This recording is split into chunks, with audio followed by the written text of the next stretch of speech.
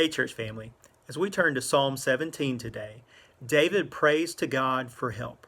We don't know exactly what was going on in David's life at this time, but we do know a little bit about the circumstances. David says that he was surrounded by deadly enemies who had no pity and who spoke arrogantly. They were wicked. Their portion was in this life alone. And like young lions, they were lurking in ambush, eager to cast him to the ground and to tear him apart. Does that describe your current situation? Do you feel like you are surrounded by those who would only seek to do you harm? By those who are only out for their own gain? Who speak arrogantly and have no mercy? Well, as believers, how do we respond when we look around and we find out that we are surrounded by enemies like these, whether human or spiritual? We respond just like David did, by seeking God's help. David knew God to be the Savior of those who sought refuge in him from their adversaries.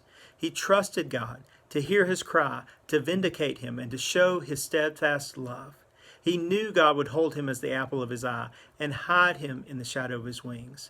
David knew that in God's presence he would find God's righteousness and satisfaction.